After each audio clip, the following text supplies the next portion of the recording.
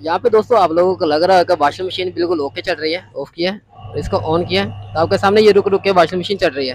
तो अभी मैं इसको रोकने की कोशिश करता हूँ और आपको दिखाता हूँ इसके अंदर फॉल्ट क्या है। तो ये आप देख सकते हैं, ये रुक गई है। हालांकि नीचे से वॉशिंग मशीन जो है वो बिल्कुल चल रही है। अभी आपके सामने ये रोटेट होना शुरू हो गया। तो अभी आप लोगों को लग रहा होगा कि इसके बेल्ट का प्रॉब्लम है, जो कि मैंने पीछे भी आपको वॉशिंग मशीन का बताया था कि अगर कोई ऐसा प्रॉब्लम आएगा तो वॉशिंग मशीन के बेल्ट का प्रॉब्लम भी हो सकता है। तो आज इसको प्रॉब्लम कुछ और है, तो इसलिए मैंने आप लोगों के लिए न्यू वीडियो बना रहा हूँ। तो अभी आप लोगों के सामने हमने इसको पकड़ा हुआ है ताकि आप लोगों को दिखा पाऊँ कि वॉशिंग मशीन जो है वो चल रही है। ठीक है, आपके सामने वॉशिंग मशीन बिल्कुल चल रही है। अब इसका मकसद क्या है, इसका हल कैसे है, इसको ठीक कैसे किया जाएगा, तमाम इन्फॉर्मेशन आप लोगों को इस वीडियो में मिलने वाली है। तो इस वीडियो को पूरा वॉच कीजिएगा, इंशाल्लाह आपको भी समझ में आ जाएगा। तो चलो वीडियो शुरू कर लेते हैं। बिस्मिल्लाहिर्रहमानिर्रहीम। अस्सलाम वालेकुम दोस्तों, कैसे आप लोग? सब उम्मीद आप सब लोग खैरियत से होंगे। मेरा नाम है अब्दुर्रहमान और आप देख रहे हैं टैलेंट पाकिस्तान।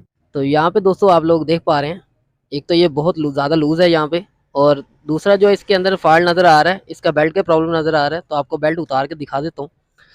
ये बेल्ट इसका ऐसे उतारना है आपने। तो आप लोग देख सकते हैं ये बेल्ट भी काफ़ी ज़्यादा ख़राब हो चुका है, टूट चुका है। ठीक है, एक तो ये फॉल्ट हो गया, और दूसरा जो फॉल्ट है ये आपके सामने, ये बहुत ज़्यादा लूजिंग है यहाँ पे। तब इसको चेक करना पड़ेगा ये क्या कर रही है। ऐसा आप लोगों के सामने ये बिल्कुल रोटेट है, मतलब ऊपर से फुल भी नहीं रोटेट कर रहा, पर ये फिर भी यहाँ से अंदर से स्लिप है, बुश इसके स्लिप हो चुके हैं। तब इसको चेंज करना पड़ेगा। तो इसको चेंज कैसे करेंगे भैया आपको बताने वाला हूँ आज की वीडियो में। तो वीडियो को पूरा वॉच किया करें ताकि आप लोगों को अच्छे से समझा पाऊँ और अच्छे से आप लोगों को समझ आ पाए, ताकि आपके साथ भी अगर कोई प्रॉब्लम ऐसी बने तो आप लोग ठीक कर पाएँ। तो इसके नीचे यहाँ पे आप लोग देख पा रहे हैं, यहाँ पे इसके नीचे पेच लगा होता है। तो आपको सिंपल यहाँ से इसके नीचे वाली जगह से सुराख बना होता है, जहाँ से आप यहाँ पे टी इसको डाल सकते हैं। तो आपने यहाँ पे इसको टी की मदद से खोल लेना है, यहाँ से ऊपर से पकड़ के। अगर ये भी स्लिप हो रहा होगा तो अंदर वाली साइड पे जो इसके फुल लगा होता है इसका, वहाँ से आपने इसको पकड़ लेना ताकि जो इसकी रोटेशन है वो रुक जाए। तो यहाँ से अभी ग्रिप करके ऐसे दबा के तो इसको खोलने की कोशिश करते हैं। तो ये खुल गया है।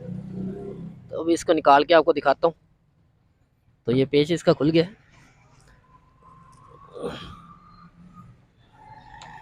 ठीक है, अभी इसको भी निकाल लेता हूँ।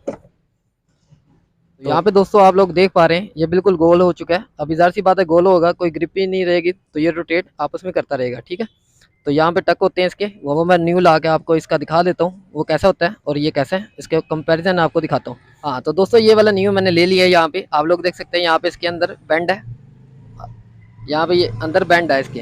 ठीक है, ये बेंड ही इसको ग्रिप करके रखता है। तो ये आप लोगों ने न्यू ले लेना है। तो यहाँ पे इसकी पुली के ऊपर भी टक लगे होते हैं, ये आपके सामने।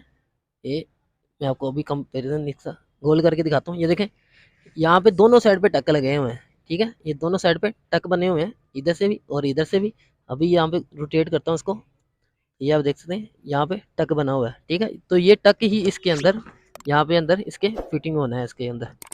तो सबसे पहले तो आपको ये दिखा दूँ, ये आपके सामने ये इसकी लूजिंग भी बहुत ज़्यादा है, तो इसको भी रिपेयर करना है।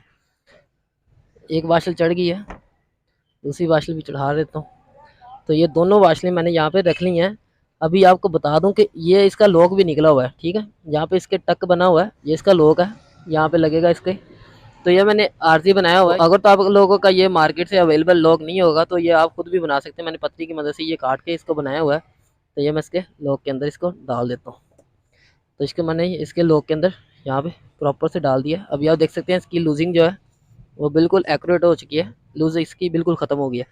अभी मैं आपको बता दूं हम इसको फिट कैसे करेंगे। तो सिंपल है, इसकी रोटेशन जो आपने, ये आप देख सकते हैं नीचे से पेज लगेगा, तो इसकी रोटेशन आपने ऊपर वाली साइड पे करनी है। जैसे आपने खोलनी है तो इसको सिंपल ऐसे इसके जो टक के साथ आपने बिठा देना।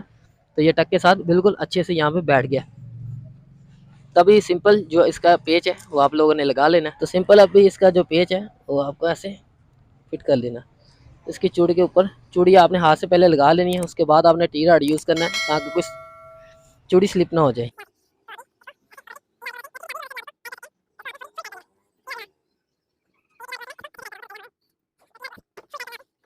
इसको फुल अप टाइट कर लिया, ये आपके सामने। अभी इसकी कोई भी यहाँ पे लूजिंग नहीं रहेगी।